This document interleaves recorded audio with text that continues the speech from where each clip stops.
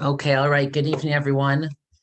Tonight's special speaker is Rabbi Moshe Kaufman, Kashrut administrator and CEO of KVHKosher. I know some of you know Rabbi Kaufman. Some of you know Rabbi Kaufman very well. Others may not have had a chance to meet him. Rabbi Kaufman lives locally here in Brighton, and he is really the one at the helm, day to day, leading KVHKosher. The local rabbis. We serve as advisors, sounding boards, sometimes involved in communal decisions. But the one really running KVHKosher and making it successful is Rabbi Kaufman. So that means not everyone is aware of how large it is, but that means overseeing all of the restaurants, caterers, bakeries, local stores, JP Licks, Stop and Shop, the local universities that are under KVHKosher, and also all of the industrial clients that are served by KVHKosher. Rabbi Kaufman has been leading KVHKosher for the past 3.5 or so years, with several significant accomplishments and successes during that time. In his first couple of years, of course, veggie crust became kosher, which we're all very appreciative of. Maybe people are not as aware, but Brandeis came under the supervision of KVHKosher, which was a great service to the students there, and almost the entire campus there is kosher. Rick Kaufman, you can correct me if I'm wrong. I wouldn't say quite the. I wouldn't say quite almost the entire campus. A good portion of the campus. Right. I mean, equivalent of several, restaurants, et cetera. And this last year, Rabbi Kaufman has been leading KVHKosher through all the challenges of the pandemic. And we know how challenging the pandemic has been to restaurants and caterers. And maybe you don't think about that, but if it's a challenge for the restaurants and caterers, then ultimately it's a challenge for the stability of KVHKosher as well. And Rabbi Kaufman has, with his team, worked very hard to support our local restaurants, caterers, as much as possible. Sacrificing for the good of the community. Rabbi Kaufman's talk tonight is being sponsored. We want to thank the sponsor by the Prentice Family Foundation. And the plan for tonight is as follows. Rabbi Kaufman is going to speak about half the time, 20 to 30 minutes, on the topic that is listed, genetically engineered meat. And then the second half, we'll have time for questions. People might have follow-up questions on the presentation, but really it'll be open. We're already past Purim, so it could be Pesach-related questions, Kashrut in general-related questions. And I have a few questions. If others don't have things ready, I have a few questions myself that hopefully will be of interest to ask Rabbi Kaufman as well. So without further ado, thank you, Rabbi Kaufman, for joining us. And I will turn the floor over to you. Thank you, Rabbi Hellman. For those who don't know, Rabbi Hellman is the president of the Vada Rabbanim. He's actually the one who keeps me in check when I start going off here and there. Rabbi Hellman is the one who keeps me in check along with the other esteemed members of our rabbinical board. I am grateful to him for his support and for actually keeping me in line, making sure we don't lose focus. Rabbi Hellman mentioned before he had some questions that he wanted to bring up at the end. We have the question and answers. I would mention something just something related to that. Myself, we constantly have questions. No matter how much expertise we gain, it's constantly a learning practice. There's always a learning curve. I myself learned something fascinating today, which is related to something that Rabbi Hellman, I think just 15 minutes before our session at 7:45, I received a text about an item I would have said is not such a big deal, except for brand new information I learned just today. It was fascinating. About 3 o'clock today, it was a Pesach question, which I realized is a bigger Kashrut issue after consulting with some experts in the field. So maybe we'll have time to mention it, but I love the learning experience of Kashrut. Yeah, we have, there's frustrations and whatnot, but in general, the amount we have to learn, the science behind it, it's just the biotechnology, etc. It's an amazing learning process that I'm honored to be able to share a little bit with you today. We aren't even going to scratch the surface of the title that was presented for tonight's presentation. I would say even in the secular world, this is an exploding arena over here. They're talking about all the benefits it has to the world, human consumption, the atmosphere, greenhouse gases, etc. But they themselves are just scratching the surface. I believe, if I'm not mistaken, 2013 was the first time when the breakthrough came. We had the $330,000 hamburger available, and it was a great piece of technology, but it was $330,000. I think they're talking now $600 or $700 now, if I'm not mistaken, to actually mass produce it, which is still way too high, but that's a big gap between 2013 and $330,000 and $600 or $700 today. Not only that, something that's going to be related to tonight's lecture from the Kashrut perspective. Back then in 2013, if I'm remembering correctly, all they were able to produce was a blob as a burger, etc., just a mass of cells. Today, they actually have the technology where they're scaffolding it, and they're taking cells from fully developed muscles as opposed to stem cells, and they're creating steaks, different various cuts of meat. So the technology is evolving, and every facet of the technology that's evolving is affecting how Kashrut is going to look at it. And we're going to attempt to, I guess, I wouldn't say demystify as I would say in other areas, because it's still going to be mystifying for many years to come, such a new technology. You know, we were talking about kosher wine and grape juice. I'd say, let's demystify a lot of the kosher meat and whatnot. Oh, yeah, we can break it down. This is old stuff that people just need to learn about. But over here, we're talking about an exciting area of where Kashrut meets modern technology and food biology, etc. We are going to start with how I understand the basic, well, I guess let's call it the way things work. Most of my information comes from Rabbi Price at the OU, and he doesn't know it comes from him, but it came via third party. And Rabbi Yair Hoffman from several articles I've read from him. I find his articles fascinating. Sometimes I can disagree with the halacha, but he usually has a great grasp on the technology and what we call the mitzias and halacha, the way things work. So it would seem to be that we all know you need to start with cells, you need to extract the cells, and stem cell research is at the forefront of every technology in the medical field and whatnot. And if there are any doctors here, forgive me in advance if I say something blasphemous, or some scientists watching right now, if I say something blasphemous, feel free to correct me in the question and answer session, but I'm sharing with you what I know right now. So there are various different cells they can use to grow this meat, for lack of a better term. You need this. You have to extract the cells. You need a growth medium, and then, as today's technology has it, we need what we call scaffolding in order to build a three-dimensional steak, not just a blob of cells. Where we get these, I'm going to try to stick to the what we call the mitzias, the technology, the way things work. That's actually going to impact our presentation tonight. So you can get cells from different areas. One of the places you can get cells from is stem cells.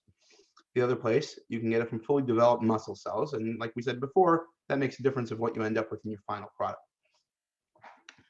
What will make a difference in halacha is, are we extracting cells from what halacha considers a food entity or from a non-food entity? For instance, there are various extractions, and I'll go off on a short tangent, that we know that are used in everyday food production. A very, very common one.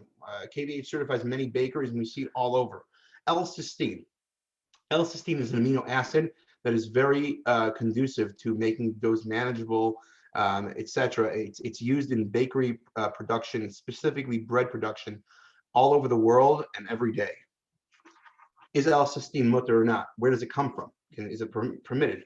Very common place where L-cysteine comes from is human hair or feathers of a bird, turkey feathers specifically. I believe it can come from any hair, wherever the amino acid is found. My understanding is feathers is very common where it comes from. do we have a problem in halacha or not? Feathers is 100% considered not a food item, a food byproduct of a turkey or any other bird. The majority of the mainstream poskim, okay, I'll rephrase that. There are many mainstream poskim that have permitted the use of this amino acid, L-cysteine, in day-to-day food manufacturing. And in fact, I believe all of the major agencies, including KVH, approve of it. There are some Hasidic hashgachas that, for whatever purposes, they decided that it is not mahadrin to use it, and therefore they stay away from a natural L-cysteine. They use a synthetic version of L-cysteine. So that would be a scenario that might impact our topic tonight. Okay.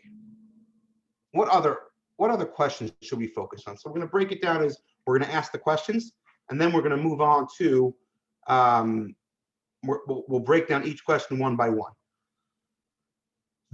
Somewhat recently, I believe, there was a rabbi who was part of the Tzohar HaRabbanim in Israel, which is a relatively new organization, I guess, as an alternative to the Rabbanot somewhat. A rabbi by the name of Rabbi Yuval Sholah, who made this big proclamation that cloned meat or lab-grown meat from pigs and all sorts of other non-kosher animals is 100% permitted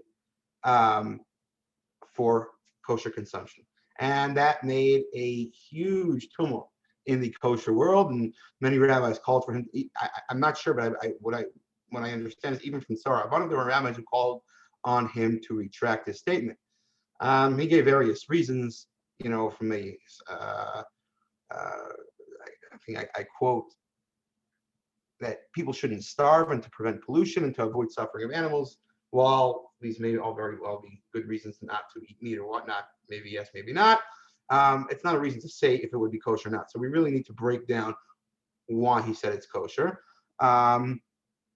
And he went as far as to say it's not considered meat. You can consume it with dairy, which is obvious. If you can use it, if you can take it from a pig, it wouldn't be considered meat. Because if it would be considered meat, we would have a problem considering it kosher to begin with. So now that we have that opinion, let us break down now what our questions are. We'll start with four or five what I consider key questions that we have to ask ourselves. Number one, can you take the cells from a non-kosher animal? Would it still be considered kosher? If the answer to that is no, what about a animal that's normally kosher, but it's nevela or a treifa, animal that died without proper shechita, or you didn't have the kosher slaughter, or an animal that was shechted, it was properly slaughtered, and you found it to have a treifa, it had one of the defects that would cause an animal to not be kosher. Assuming the answer to that is also no, what about taking the cells from an animal, from a live animal, a live kosher animal? We know that eating meat or any part of an animal while it's alive, with the exception of milk and eggs, which have specific heterim for, is prohibited as the Isser of Basar min Achai or Aver min Hachai. Two very similar prohibitions in the Torah. What about extracting the cells from there? Would the new cells that propagate from there, would they also have the Isser of Basar min Achai or Aver min Hachai? Assuming the answer to all these is no, we'll be machmer, we'll be super machmer. What about the final piece of meat? We grew the piece of meat now. Is it fleishik? Is it meat or is it parah? Can we make a kosher cheeseburger or not? I think that is going to be one of the keys that people are going to want to know. So let's break it down. Where we jump to right away, there's a Mishnah, the Mishnah Becheres tells us that if you have a behema, a kosher animal that gives birth to a non-kosher animal, it's permitted to be eaten. But if you have a non-kosher animal, take a pig, and it gives birth to something that seems like a cow, which is a kosher animal. It's got split hooves. It's the proper ruminant. It's got the choose cut. It's got the split hooves, cloven hooved. Would that be permitted or not? The Mishnah tells us that it's usher. Why? Because a concept that we know as yotze. Anything that is derived from non-kosher remains non-kosher, and whatever is derived from something kosher remains kosher. Okay, so the Shulchan Aruch paskins this in halacha, and he tells us that the chala behem chaya tamea or treifa utzira umei ragla asurin ke bisara, that any derivative, milk, brine, urine of a non-kosher animal or a treif animal is asur, just like it is prohibited, just like the meat of the animal. So that would seem to say that if you are going to derive cells from the animal, from a non-kosher animal, it would remain in its non-kosher state. Is there any way around that? All the poskim that I've spoken to off the bat said no. It would be asur from the Isser, what we just described as the prohibition of yotze, a derivative of non-kosher. Now, there is one thing to consider before that. There is a very, very well-known argument regarding gelatin. Gelatin being gelatin is the gelatinous substance that is commonly derived from various bones and skins of animals. There is a very well-known dispute among the contemporary poskim, starting from Chaim Ozer in Europe, Moshe Feinstein, Baron Cutler, etc., where was it permitted to get to derive gelatin from non-kosher animals, or did it have to be derived from, or does it need to be derived from a kosher animal, a properly slaughtered kosher animal?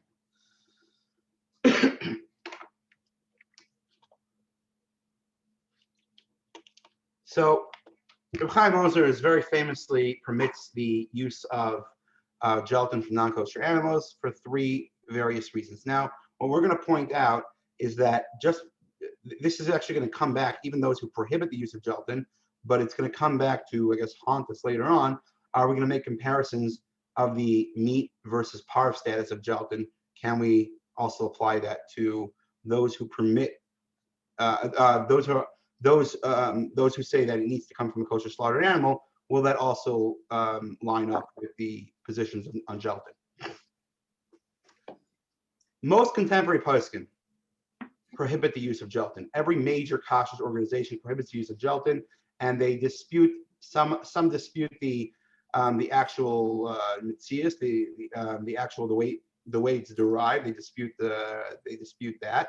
I think one of the important things to point out is Reb Chaim Ozer makes mention that the skins are completely dried, inedible, and whatnot. They're not edible at all, and therefore what's derived from there now doesn't, even if it's used in a food status, in its food status, doesn't become asur again. Now, I think it's interesting to point out that gelatin in no way resembles meat or what it was derived from. It's a completely new thing. What Reb Chaim Ozer describes as panim chadashis. It's an entirely new entity that happened to have been derived from a non-kosher animal, from a non-edible part of a non-kosher animal. Now, in terms of disputing the mitzias, if you look in the supermarket, you're going to find deep fried pork rind. That's a part of the skin. So while cow hides may not be fit for consumption, horse hides are not fit for consumption. It would seem to be that pig hides are actually fit for consumption. Now, even then, there are two parts of the skin. You have, I'm forgetting the scientific terminology for it, but you do have the two layers, the fat side or the meat side, and you have the exposed hair side of these skins. It would seem to be that the pork rind actually does not include the entire depth of the skin. So that might make a difference, but it does include the part where gelatin would, the collagen would be derived from. So, right, again, over there you right away have a point of contention with with the way Reb Chaim Ozer assumes that they derive gelatin. Now, to point out, Reb Chaim Ozer is assuming that deriving it from bones, which maybe you could say is different than deriving gelatin from skins, which today every gelatin production that I've researched is all derived from skins. There's just, I mean, we make a good, nice Jewish dish at home where we cook the bones, and we make a dish called gala or pacha. Some of you may be familiar with it. Others may be grossed out from it and whatnot, but it's basically a beef jello that we serve on Shabbos, Yantif, etc. That's not how they do it. There's just not enough gelatin to make it worth their while. Every production that I've heard about, they're using hides. Hides are something that no one wants to deal with. It's pre-butcher shop their skin on the kill floor. It's just much easier to deal with. So there may be a big difference in what Chaim Eiser is talking about bones versus skins. Now, we are getting off on a little bit of a tangent because gelatin is an entirely another shear that we can spend that time on. Assuming that it's usher now, okay, because most folks can disagree with gelatin, also going to be the isser of yotze, the derivative. So if we're going to have the prohibition of the derivative over here, now let's jump straight to nevel and treifa. If you're going to have the isser of yotze by a non-kosher animal, the simple pshat, the simple way how to learn this would be you would also have the isser, the prohibition of a derivative from nevela and a treifa, from animals that were not properly slaughtered.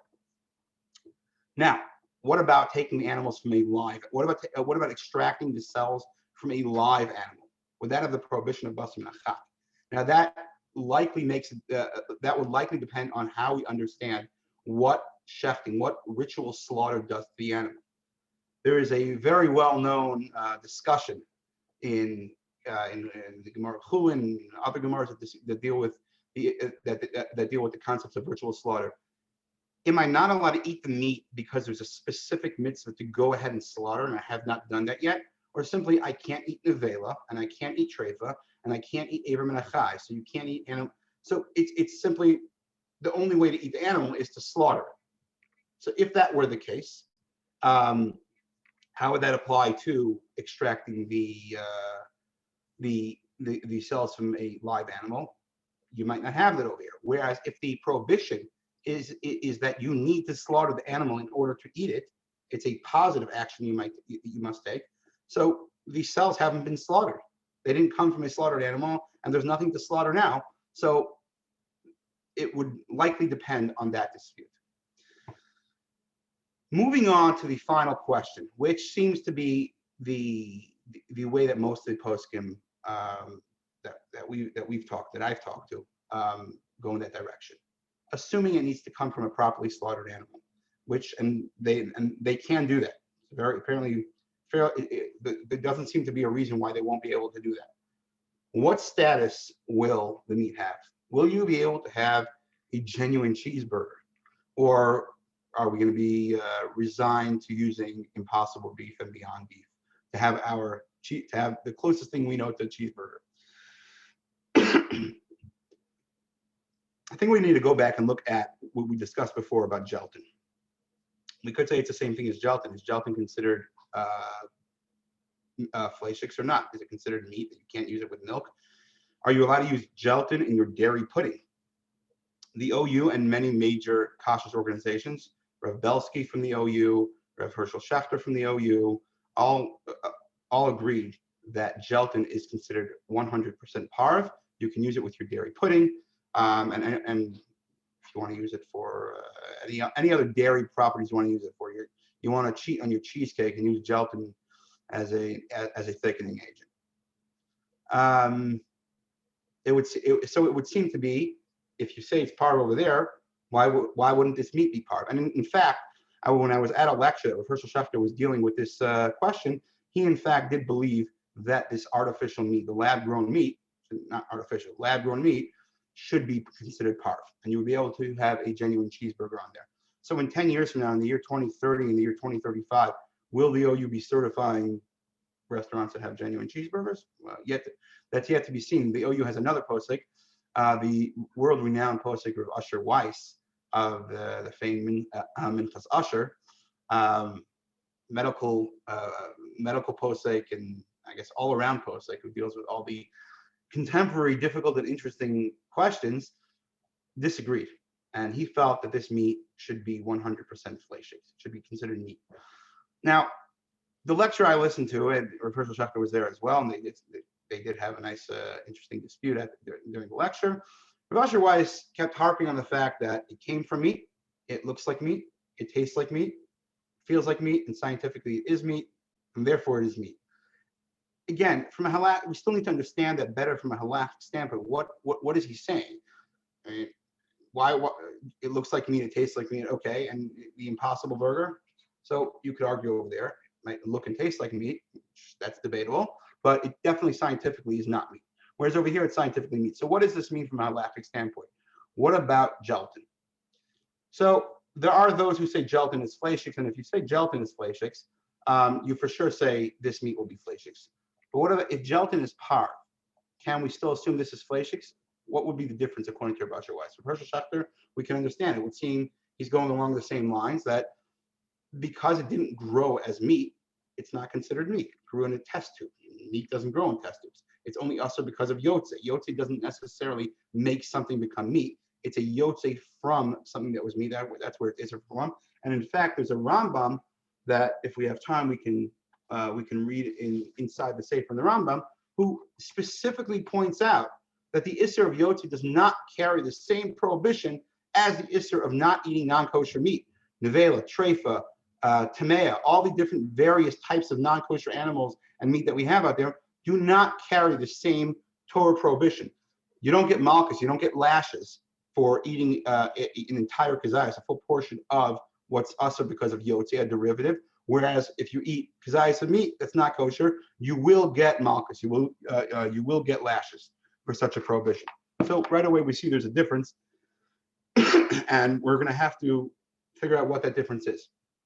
Now, I think one of the easier halachic explanations for the difference between gelatin and the meat, even if they're both usher because of yotze, what you end up with gelatin, this is what we talked about with Reb Chaim Ozer, why he might be mater, why he might permit it in its entirety, even from non-kosher. What you're ending up with is something what we call panim chadash. It's a completely new entity. It doesn't look like meat, doesn't resemble meat. It doesn't taste like meat. In fact, pure gelatin is tasteless to some extent, whatever tasteless means. But it doesn't have any flavor that we would be familiar with. It's got texture. It has no flavor. Whereas this meat, at some point, it went through a stage where it had no resemblance to meat. The cells were microscopic, etc. But they were extracted with the purpose of growing them into something that looks exactly like where it came from. And that could be a very strong halachic argument to say you don't have panim chadashos. So even if panim chadashos won't allow us to permit it coming from non-kosher animal, but you want to say panim chadashos, which Baron Cutler seems to use a similar svara why he says gelatin is parv. Moshe Feinstein might use a slightly different svara, but also along those lines. That likely, you can understand, will not apply to the meat, which at the end stage looks exactly like like the cow it was born from. Okay. Abba Hellman, do we still have more time? Maybe if you wanted to like summarize or different opinion and so I will go. I'll try to go through a quick summary over here. We didn't cover everything. Like I said, we're just scratching the surface, and there's so much literature that we need to compare it to. But we're going to try to just do a quick summary of what we talked about because we are short on time. So at the end of the day, what we said was that if you're going to permit things that are also because of yotze, like gelatin, that doesn't necessarily mean that you'll approve of this item, because whereas gelatin we have three reasons, including the reason of panim chadashos, and it coming from something, and it coming also from bones, which we know in halacha, bones, not including the marrow, but the actual bone itself is permitted. They had kalim, they had utensils that were made out of bone, which were permitted to be used with, they were permitted to be used even if they came from treif animals. Going off from there, even if you'll say that it needs to come from whether or not it needs slaughter or not will depend on why we need to properly shecht an animal. Do we need to shecht an animal because there's a specific positive action we need to do to make it mutter? Or is it simply the only way to have it mutter is to shecht it because you're not allowed to eat veil, you're not allowed to eat treifa, you're not allowed to eat any of the ways that an animal is usher. So that would be a reason to permit it coming from a live animal. Assuming that it needs to come from a properly shechted animal, is it fleischiks or not, would likely depend on, we said might depend on how you view other yotze, similar to gelatin, that even if gelatin needs to come from a kosher animal, now we assume it's par for similar reasons of panim chadashos and other reasons. Would that apply over here? We said likely not, because over here, what's coming out over here is looks exactly like the animal and the beef it came from originally, even though it went through a stage in the middle. interestingly enough, things that we didn't touch upon are the Isser of Maimed, that are other reasons to say that gelatin, you don't have the Isser of Maimed. We know that the concept of Davar HaMaimed Lo Batel, something that is essential to the creation of the new thing, like cheese rennet and cheese cultures, okay, which are both essential to growing to the proper curing or setting of cheese. Those types of things are not batel because they were looked at as essential, and it's almost like even if you had 60 times or 1,000 times the volume of the davar ha'aser, it's like we see it here because the item could not exist, the block of cheese could not exist with those. So this might be considered a davar ha'maimed, whereas gelatin is a simple extraction process. You don't have the isser of davar ha'maimed, etc. over there, whereas over here we would have the isser of davar ha'maimed, and therefore would not be batel and not be compared to gelatin. Interestingly enough, the Isser of Davar HaMaimed actually comes up very relevant to cheese production, something that we've struggled with the past few years. Rabbi Helman, if I have 5 minutes, I'll just share how it's relevant. The halacha says that if you take the Davar HaMaimed, say the rennet, the non-kosher rennet, whether it was acid, say it was a chametz acid or non-kosher acid set cheese, or the actual rennet, and or you grew the bacteria for the cultures of the cheese from back in the day. Let's assume we don't have the any permit to drink non-Chalav Yisrael milk, going back to the days of the Rashba.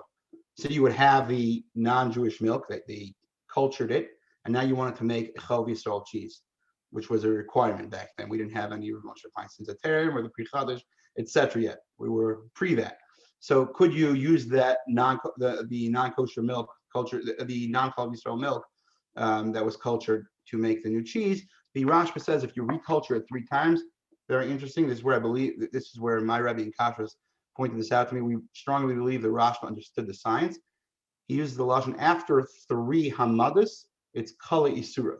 So after you reculture it 3 times, which is something they're constantly doing, because you don't have starter cultures for every single thing. You use one culture to create another culture, similar to what they do with vinegar. You use some vinegar to create more vinegar, creates its own set of kashrus problems. The Rashba says after 3 times, it's kala ha'isser harishan. The original isser is gone. He does not say it's batel. He does not say any other. He says it's gone. He says it's not there anymore. Interestingly enough, when we were via cheese production and we were talking to some of the cheesemakers, they said the bacteria from the original one, if you properly reculture it, takes about 4 to 8 hours depending on the culture, but often 4 to 6 hours. The original bacteria have died. All the original bacteria have died, and they measure it using various scientific methodologies. So hearing the Rashba say that it's kala isser, it seems, and learning this from the scientists of the cheese production was fascinating to assume that it would seem to be that the Rashba actually understood the science over here, and it wasn't isser minded. But on the other hand, the Shulchan Aruch, Magen Avraham, etc., and all the Nosikalim, the Shulchan Aruch, all the commentaries say specifically that is a heter by Chalav Akum, which is only an Isser D'Rabbanan, whereas by Chametz, say there was the various sugars that they used to cultivate and to propagate the growth of the cultures, you could not use it for Pesach because it's constantly, like we see it here, it is a Davar HaMaimed. Davar HaMaimed not being batel would seem to be an Isser D'Oraisa over there, because the poskim, many poskim say you're not even allowed. There's an Isser of Bal Yira, Bal Yimatzeh. You're not even allowed to own this cheese on Pesach. So that is where this Isser Davar HaMaimed ties into Pesach, including many other ones. So Rabbi Hellman, would you like to lead us off with some questions?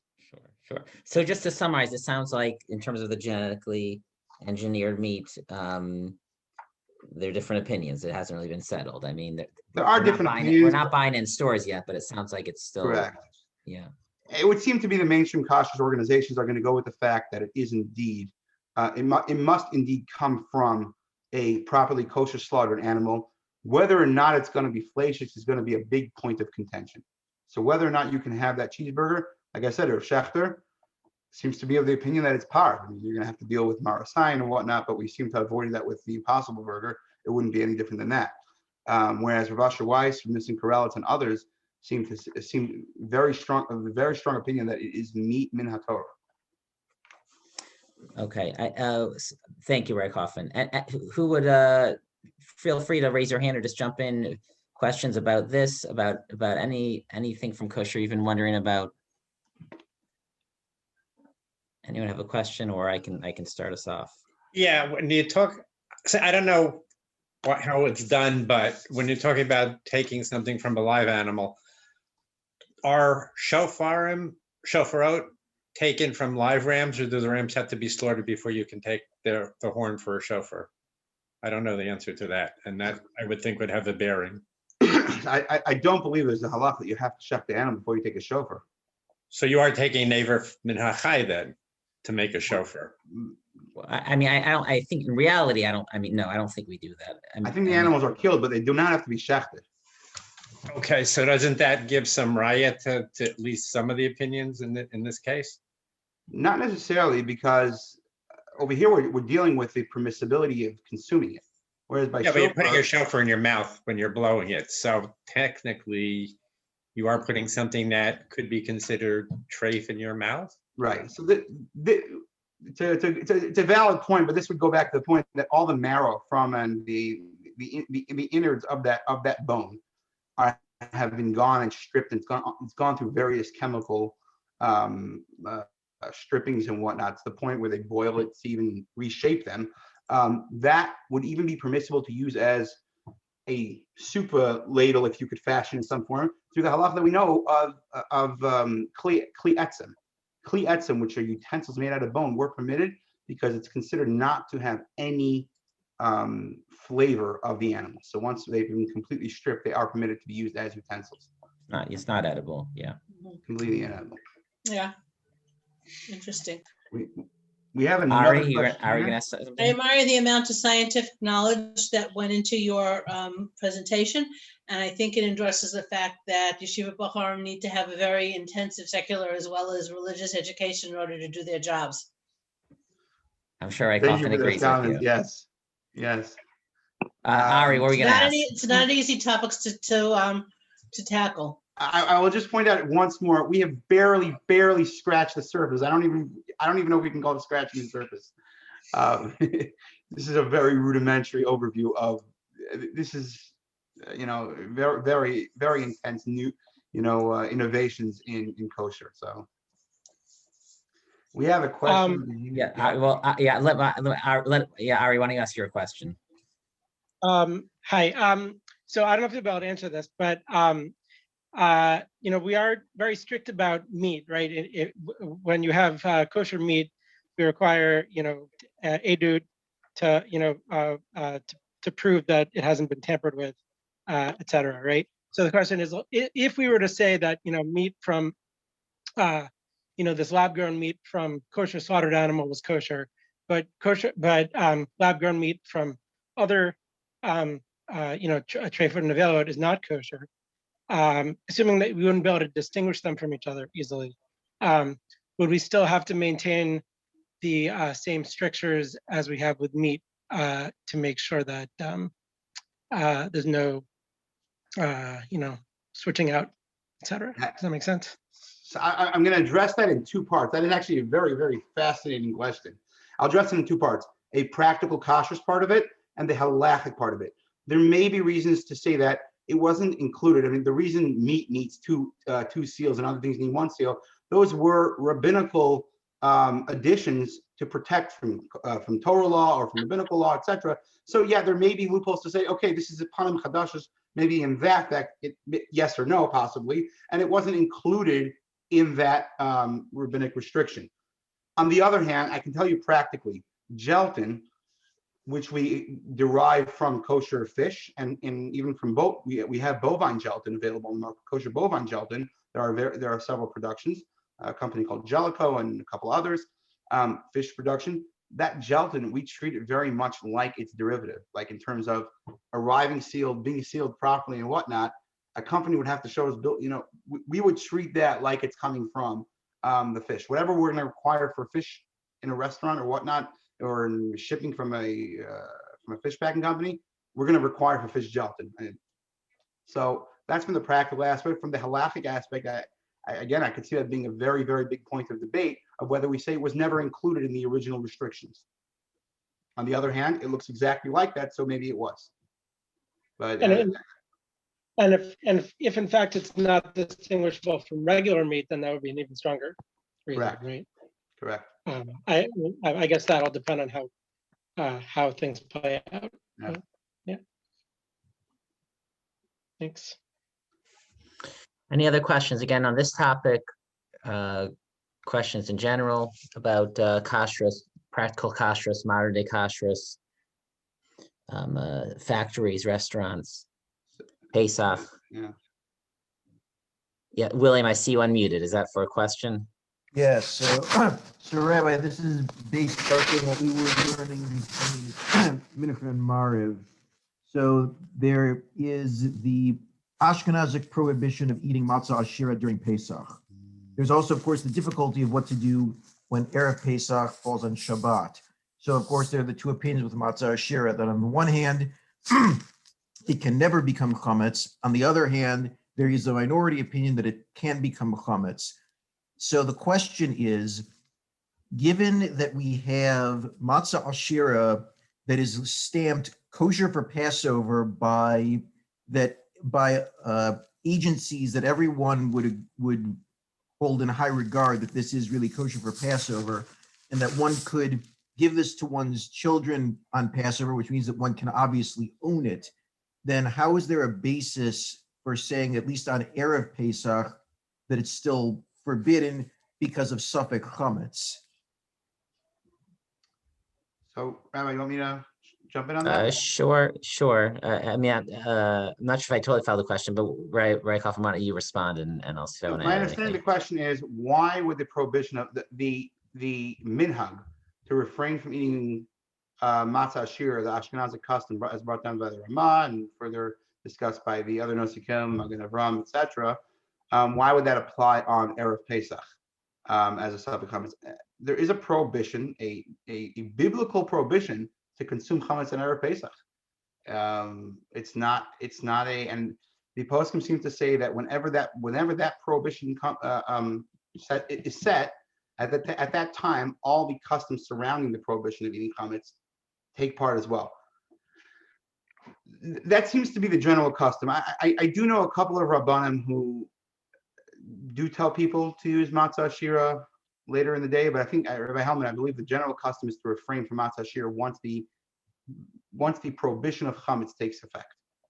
I believe so. We're relearning and reviewing all these halachos right now, but yeah, I think so. Well, so the other part of my question, though, is, and where this comes in is, the reason for this is because of a case of Suffolk chametz, but we have matzah ashira that's marked as kosher for Passover, and it's even one is allowed to give this to one's children, which means obviously one is allowed to own it on Pesach. So once one is allowed to own it on Pesach, it can't be chametz, because if it's chametz, one can't own it, one can't give it to one's children, because one would be deriving benefit from it by giving it to one's children. Well, William, either way, that's how we split the minhag. The minhag is only to be strict for, regular adults eating it, even though we allow adults to own it, so whether it's Erev Pesach or not, that's, that's where the minhag draws the line. I want to save a few minutes for my questions. Yeah, Miriam, what you have? Please, why don't you go ahead with your question? Just a comment. I believe I'm correct that a lot of this research on this, well, how I call it fake meat, but whatever you're describing of is grown from cells. A lot of that research has been done by somebody with Young Israel connections, Dr. Shulamit Levenberg. She was at the Technion. Now she moved to Weitzman, but she's involved in industry. She had, believe it was 7 years ago, she and her husband, Yehuda Levenberg, and their 6 children were living on Russell Street. And she gave a talk. She was on sabbatical at Harvard Medical School, and she gave a talk. And I remember she showed slides, and she showed a video that she was like growing heart cells It was really a fascinating talk. I don't know if other people remember, but I've read more recently that she's involved in this this research. Interesting. Okay, so Ray Kaufman, if you have any questions, we can get you We her can get email. I have her email. Yeah. Let me ask a question, but maybe hopefully there'll be time for others. Ray Kaufman, can you discuss a little bit, what this year has been like? And I'm sure COVID has created challenges, from the industrial setting side when, mashgichim couldn't travel, you couldn't visit factories. It's a KVH kosher question, but every kashrus organization, you can talk just in general about the kashrus world. How did we adapt to that? And then I don't know if you want to talk about if they're, local, more from the local side of things, but just in general, if you want to, anything you want to talk about or share about the unique challenges of this past year. So every industry and everyone had their personal challenges. I mean, when it first hit us, we look now a year out from the beginning of COVID. We were a deer in the headlights in the beginning of COVID, just going in circles. We didn't know what we were doing. I mean, for the most part, the medical field and the industries didn't know where we were heading. Sitting with friends and colleagues and clients, and there was this sense no one knew what they were doing. And I think a big part for everyone getting past that was Emunah. Without Emunah, it was just so easy to give up. Businesses should have been lost. It didn't make sense for people to hold on to businesses and whatnot. And there was this belief that it can only get better. It has to get better, and it did. And we figured it out. And even if we weren't necessarily in a better place, there was a new reality we developed to deal with and whatnot. So in the beginning of COVID, from the industrial kashrus perspective, I mean, people, you talk about the hotel industry, there were people that were decimated, because whereas all food service, the whole food service industry was really hurting badly, probably worse than, and that in the travel industry were hurt the worst. In the travel industry, for the most part, is mostly hotshots. Of course, there's small business parts of it as well, but the bulk of the travel industry is hotshots. But whereas in the food service industry, it's the bulk of it's made up of small business owners, and caterers took a beating. I mean, our local caterers, they were decimated. But when you talk about Pesach programs, I've worked in the industry. There are people that this is all they do. Or it's at least half of what they do. They work on it 6 to 7, 8 months a year. This is their livelihood. And when you lay out $250,000 at a hotel and you're not getting refunded, and your guests are clamoring for their deposits back, you don't know what to do. So it was very tough from a kashrus perspective. Jobs were lost, etc. But then there was also the actual kashrus thing. The first thing we knew, China was shut down. Should it have? Shouldn't have? We can go into the whole political debate, and I don't do politics. But China was shut down. There's a large portion of our food that comes from China, and even if it's not the finished product, there are components that can. I'd say this is anecdotal. 90% of food products on the shelf have a component that came from China or from that area, from that region. All of a sudden, you can't travel there. A lot of the kashrus in China was done, we call it shgachat tamidas, or in Hebrew, they call it shgachat tzmuda, where there's a mashgiach on site at least every day, part of the day, etc. That was over. People, they didn't know. There were kosher Pesach juice companies that were like, they were happy that all the Pesach productions were done, but where are we getting our next batches from? Where are we getting our citric acid from, ascorbic acid? Most of this stuff comes from China. Sugar, some sugar, oil. It was devastating in that sense that they simply couldn't get it. I'd say how we ended up, for KVH, that we have we're growing internationally, but we've actually grown significantly internationally over the past year during COVID, when there were pockets of times where we could travel back and forth, especially in other countries. It was more, the international travel was more open. We have someone who lives in the Middle East, specifically in Israel. There were times where he could get in and out easily around the Middle East into Europe, etc. So we did take advantage of those times to grow. But for other agencies, that part was devastating. Now, even in the US, there was a time when they said no visitors. That's something you right away have to weigh. How important is my kashrut? And I'm going to point out an interesting halachic point. What exactly is we give certification.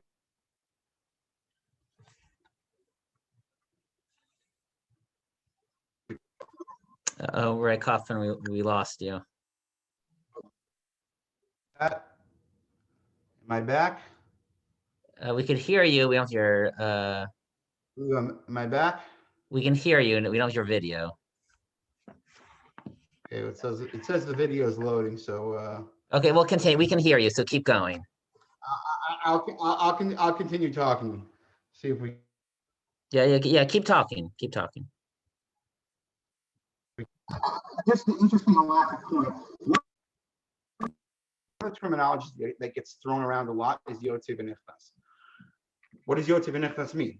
Is it once a day, once a month, twice a month? We have another concept called mirsus. You want them to be somewhat concerned that you're going to walk in and catch them doing something. Now, like we say all the time in Locks Are for Honest People, if someone wants to cheat, they'll cheat no matter how many times you get a mashgiach holding his hand, the guy will cheat. We've had clients like that. But in general, mirsus means that people are concerned that someone could watch it. No one's ever going to catch them. I'd say the guy has to be stupid not to cheat. You know, he doesn't care about kosher. It's a business decision for him. He doesn't care. God's not watching him. Well, who cares? So there has to be what halacha considers a mirsus. There's a concern that someone will walk in and catch him doing the wrong thing. So what is the kashrus that we're doing? I'd say a lot of the kashrus that we're doing, and again, I know this is being recorded and whatnot, but I think it's a novel approach that perhaps the kashrus we're doing, if you look at Shulchan Aruch, it's full of items that, oh, you can buy this without proper certification. They had a concept of a rav that you're giving hashgacha, but the Shulchan Aruch talks about, the Gemara talks, oh, we know that this was kosher, we know that was kosher, even on semi-processed items. Where did that come from? Obviously, they had researched it and they realized there were no kosher concerns. With the advent of technology and the proliferation of the millions and millions of food products, I think that's what we're doing. A lot of the hashgacha we're giving is sort of saying, we've researched the item, you can use this item. It's not per se the actual halachic status of Yotze v'nichnas necessarily, because I think it's very hard to argue that a lot of what we do qualifies. Obviously, there is a lot of what we do is Yotze v'nichnas. When we go into place once a week, even twice a month, when we go in randomly, we try to create a real Yotze v'nichnas. When all of a sudden, when there's kosher cheese involved, kosher grape juice involved, kosher wine involved, we do a lot more certification. That's where I think it has more the halachic status of Yotze v'nichnas, or at least it should. So I think we had to weigh right away how important were our on-site inspections. With places were right away. Why don't we do video inspections? And there was one big problem with the video inspections was they're going to get used to this and they'll say, okay, no more on-site inspections. And I will say this: a colleague of mine, the way he described video inspections was it was like learning a new language. You don't have your depth of vision or your perception that you have when you're walking in on site. I'd say, oh, big deal, video inspection. It's not the same thing as being someone you got that 360, you get a certain perception. There's the interpersonal interactions and whatnot. You're missing that. On the other hand, there was a certain amount that we could do extra with video with video inspections, where we could tell clients we want to see more than we normally check out. If I'm not coming on site and I have time to schedule these inspections, I want a full month's worth of all your bill of ladings, all your bulk transport orders, et cetera, send that to me. I got 2 weeks to check it out. And again, a lot of that is forensic, what they would use in forensic accounting, what we would call forensic kashrus. So COVID-19 did open up our eyes to what we can do better post-COVID. So even what we were doing maybe as a b'diavad during COVID does not necessarily need to be lost, and we can actually incorporate that into our hashgacha services going forward. One of the things that we don't normally do, except what we call a group one company, things that don't really need hashgacha, but companies insist they want certification. So we give them certification. They want to pass for certification. And KVH is very open. We will tell clients you don't need certification, because I don't want them coming back to me in a year and saying, oh, you tricked us. Why did you tell us we need it? So we actually tell clients, the only benefit you have over here is you get the symbol on here, and people who don't know that it doesn't require certification, they're comfortable with the certification. So we were doing virtual inspections for new clients that we called group ones that didn't really need inspections. But for other clients, we weren't really doing it. A very, very close colleague of mine said, there's no reason we should ever walk into any new company from now on, even after COVID, without having done a video inspection. Because when you walk in there on site, you know exactly what you're looking for. You have a much better perception of what you're looking out for. So while there are some very significant challenges that we're still dealing with in COVID and companies being shut down, there was also a lot that we learned how to do things better post-COVID. As far It's as very interesting. yeah, so I would say as far as the local food service, we had to deal with the reality. I'm busy. I travel a lot. I try to take, visit all of our clients, our industrial clients who are paying us, we charge less than other agencies, but we still have to deal with our clients, make sure they're happy, make sure the certification is being carried out. So I have someone who we hire. He's a food service coordinator. It's a full salary. What he does is he makes sure there's mashgichim everywhere. Comes COVID, and people are trying to stay open, but they don't have money to pay. They don't have money. They're laying off staff right and left. You can't just operate without a mashgiach in food service because you've got Bishul Yisrael concerns, you've got produce needs to be checked, etc. What did we do? Right in the beginning, when there was this real crunch, there came a point where we actually had our executive team covering, and this was really in the beginning until things sort of stabilized. I would say Pesach time or right after Pesach, things were sort of falling into the new normal. But we still had to pay those people. We couldn't, we weren't collecting hashgacha fees. People were just paying the mashgichim. We still had to pay our food service coordinators. And that's something I'm very proud that we were able to continue doing throughout COVID. I would look at it, that's the way we were servicing our clients. KVH doesn't make, I'll say this point blank. We make, if at all, very, very little money off local.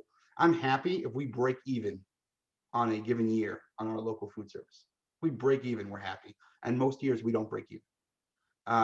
But that's the cost of supporting the community. So during COVID was that challenge that we had to rise to.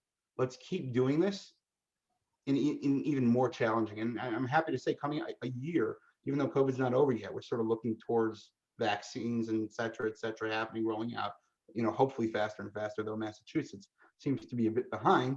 I'm happy to say that we're proud of what we've done over the course of COVID for our direct, community food service that services our community. Thank you, Rabbi Kaufman. Any last comment or question?